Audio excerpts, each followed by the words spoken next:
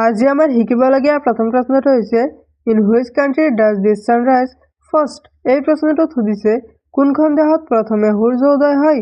তোমালোকক চাৰিটা অপশ্যন দিয়া হৈছে। অপশ্যনসমূহৰ ভিতৰত শুদ্ধ উত্তৰটো কি হ'ব? ইয়াৰ ভিতৰত শুদ্ধ উত্তৰটো হ'ব অপশ্যন ডি নিউজিলেণ্ড। নিউজিলেণ্ড নামৰ দেশত প্ৰথমে সূৰ্য উদয় হয়। আমি আহিছোঁ পৰৱৰ্তী প্ৰশ্নটোলৈ। How many rooms are there in Taj Mahal. এই প্ৰশ্নটোত সুধিছে তাজমহলত কিমানটা কোঠা আছে। তোমালোকক চাৰিটা অপশ্যন দিয়া হৈছে। অপশ্যনসমূহৰ ভিতৰত শুদ্ধ উত্তৰটো কি হ'ব? ইয়াৰ ভিতৰত শুদ্ধ উত্তৰটো হ'ব অপশ্যন চি 22 ৰুমছ। তাজমহলত 22টা ৰুম আছে। আমি আহিছোঁ পৰৱৰ্তী প্ৰশ্নটোলৈ। Where does it rain the most in India. এই প্ৰশ্নটোত সুধিছে ভাৰতত ক'ত বেছিকৈ বৰষুণ হয়। তোমালোকক চাৰিটা অপশ্যন দিয়া হৈছে। অপশ্যনসমূহৰ ভিতৰত শুদ্ধ উত্তৰটো কি হ'ব? ইয়াৰ ভিতৰত শুদ্ধ উত্তৰটো হ'ব option A Meghalaya.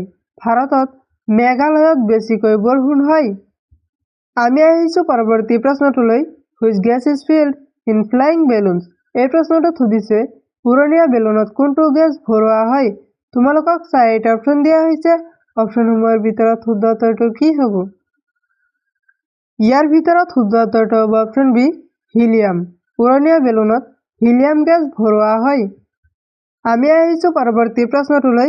Which country in the world does not have a single temple. এই প্ৰশ্নটোত সুধিছে পৃথিৱীৰ কোনখন দেশত এটাও মন্দিৰ নাই। তোমালোকক চাৰিটা অপশ্যন দিয়া হৈছে। অপশ্যনসমূহৰ ভিতৰত শুদ্ধ উত্তৰটো কি হ'ব?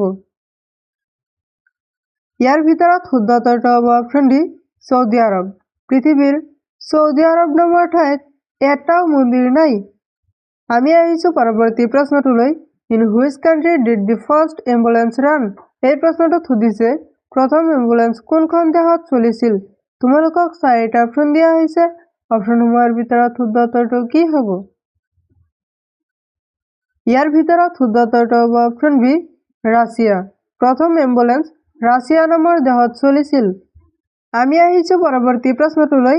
What is the best source of protein. এই প্ৰশ্নটোত সুধিছে প্ৰ'টিনৰ উত্তম উৎস কি।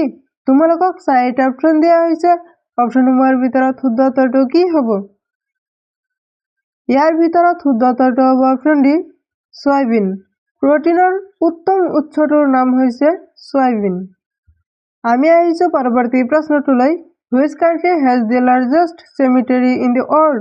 এই প্ৰশ্নটোত সুধিছে বিশ্বৰ ভিতৰতে কোনখন দেশত সৰ্বাধিক শ্মশান আছে। তোমালোকক চাৰিটা অপশ্যন দিয়া হৈছে। অপশ্যনসমূহৰ ভিতৰত শুদ্ধ উত্তৰটো কি হ'ব?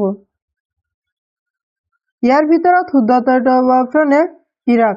বিশ্বৰ ভিতৰতে ইৰাক দেশত সৰ্বাধিক শ্মশান আছে। আমি আহিছোঁ পৰৱৰ্তী প্ৰশ্নটোলৈ। In which state of India is red lady finger found. এই প্ৰশ্নটোত সুধিছে ভাৰতৰ কোনখন ৰাজ্যত ৰঙা লেডি ফিংগাৰ পোৱা যায়। তোমালোকক চাৰিটা অপশ্যন দিয়া হৈছে। অপশ্যনসমূহৰ ভিতৰত শুদ্ধ উত্তৰটো কি হ'ব? ইয়াৰ ভিতৰত শুদ্ধ উত্তৰটো হ'ব অপশ্যন ডি উত্তৰ প্ৰদেশ। ভাৰতৰ উত্তৰ প্ৰদেশ নামৰ ৰাজ্যত ৰঙা লেডি ফিংগাৰ পোৱা যায়। আমি আহিছোঁ পৰৱৰ্তী প্ৰশ্নটোলৈ। Parle G is a company of which country. এই প্ৰশ্নটোত সুধিছে পাৰ্লেজি কোনখন দেশৰ কোম্পানী। তোমালোকক চাৰিটা অপশ্যন দিয়া হৈছে। অপশ্যনসমূহৰ ভিতৰত শুদ্ধ উত্তৰটো কি হ'ব? ইয়াৰ ভিতৰত শুদ্ধ উত্তৰটো হ'ব option B India. Parle G Bharat দেশৰ কোম্পানী।